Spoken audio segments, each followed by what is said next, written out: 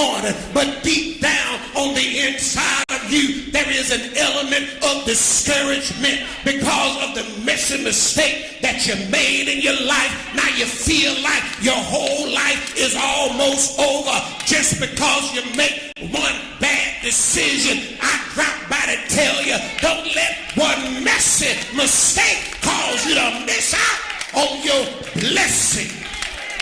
I don't know who I'm preaching to in here this morning, but I didn't know that you were going to show up today.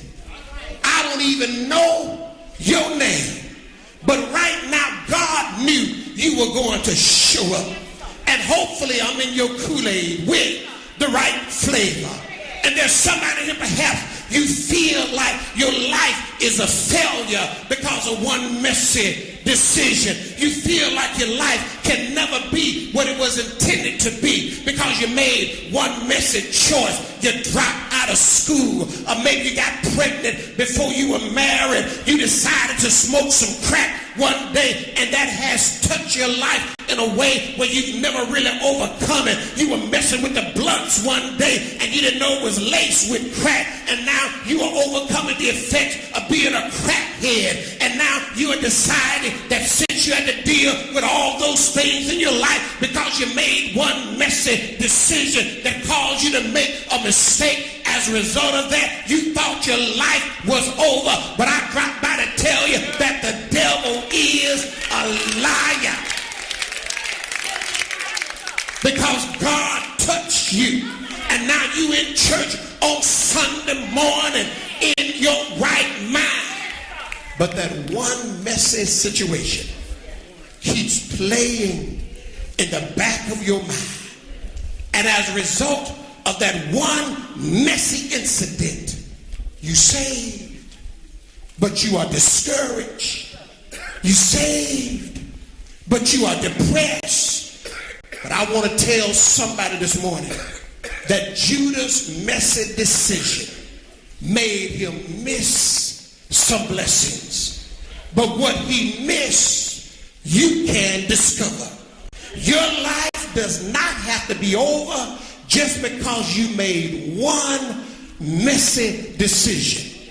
2 or 3 or 4 or 5, how many ever decisions you have made. Because I serve a God who will pick you up. He'll turn you around. He'll set your feet on solid ground. Write this down. Don't miss out on your blessing, because messy decisions don't have to be fatal. Tell your neighbors, a neighbor, messy decisions don't have to be fatal.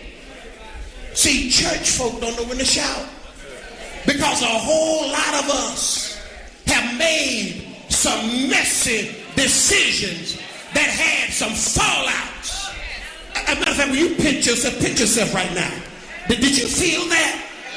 That meant whatever you went through, whatever caused you to have a fallout, it wasn't fatal, because you are still here.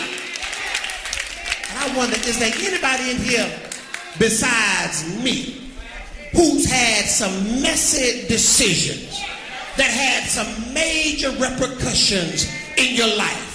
Okay, I dare you to pinch yourself again. God, say, ouch. I'm still here. Did you feel that? That means whatever you went through, whatever the fallout was from what you went through, it was not fatal. And if it was not fatal, there's still hope for your life. You still here? And all of us in here, I know, look at your mama, look at your dad. I know they look so holy and pious right now. I know, but let me tell you something. They made some messy decisions in their life. And I know how some of you kids are. You start going back to your birthday, counting on the calendar, and see mom and dad and say they got married. And do you know why your mother and your father are trying to keep you out of messy situations?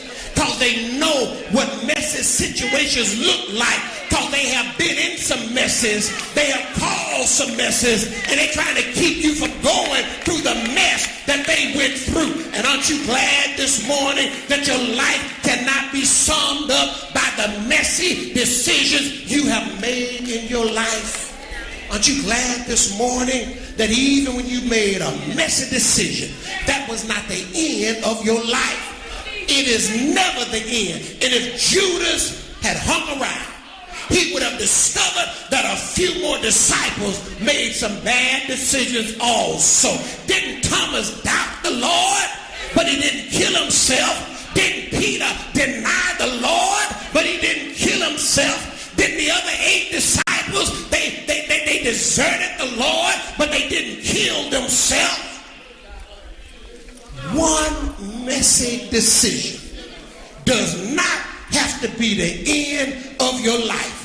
And if Judas had just hung around when the disciples got the instructions from the women that Jesus was resurrected on Sunday morning and that he wanted to have a church meeting with all of them, and he said, send Peter to me specifically. If Judas had just hung around a few more days, he would have gotten the same invitation.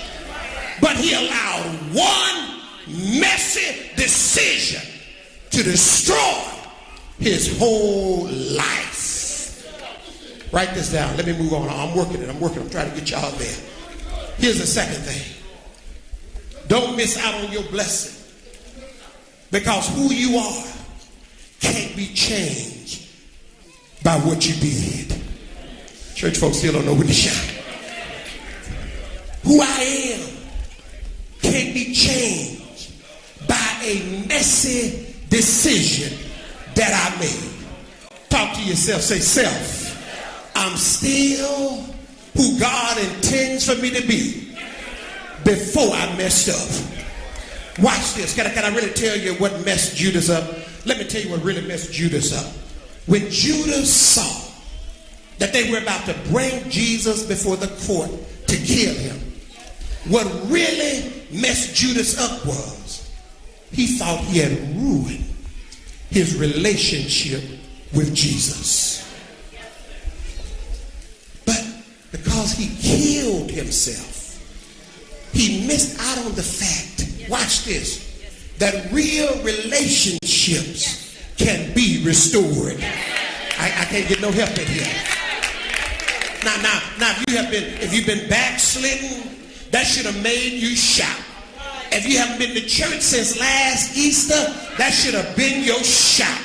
Because you were saved, got messed up, but the joy of the whole situation is that your relationship with Jesus can be restored because you are still his child. No matter how bad you messed up, you are still under his care. No matter how messy your decision was, he will sustain you. He will keep you. He will be patient with you. He will give you another chance. And is there anybody in here other than me who can say, God, I thank you?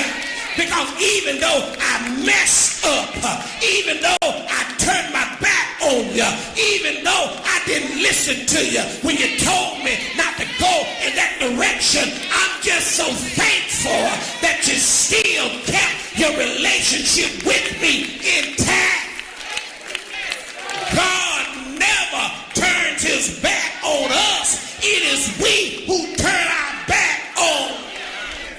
Tell your neighbor, say, neighbor, no matter what you do to me, no matter how you treat me, it won't change who I am. You may change the way you talk to me, but I will survive because I am still who I was before I messed up.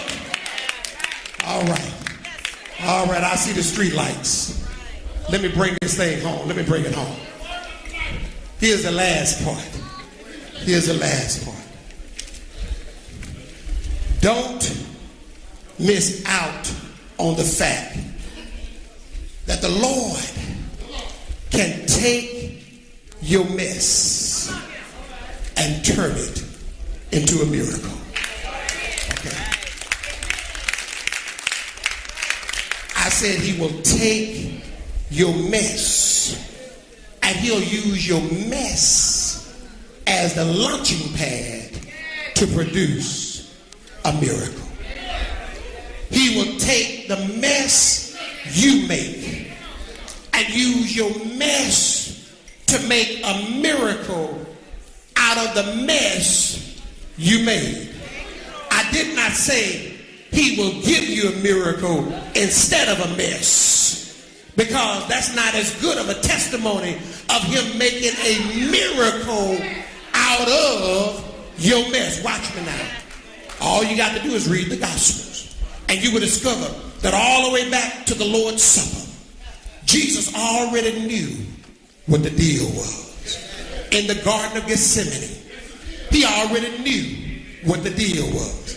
He told Judas, do what you got to do. See, I better not do this, because like Jesus, when you know who you are, you can look at your haters and you can say, do what you got to do. When you know who you are, you can look at your haters and say, whatever you got planned, do what you got to do. When you know you are a child of God, when you know your identity, when you know your purpose, when you know God is in your life, when you know God got a hedge about you, when you know God gonna bless you in spite of your mess, you can look at your enemy and you can say, do what you got to do, because I serve a God who will take my mess and make a miracle out of. Turn to your neighbor and say, neighbor, do what you got to do. You can look at your Judases on your job. You got some Judases. Right here in your church, you might have some Judases. In your home, you got some Judases. In your family, you got some Judases. They might not be here today, but just for your sake, will you just look up in the air and say, Judas, do what you got to do. Because what you don't realize is that God will take your enemies. He'll make them your footstool. Last time I checked, a footstool was something you step on so you can step up. He'll take hateration, turn it to elevation, and elevation will become your celebration.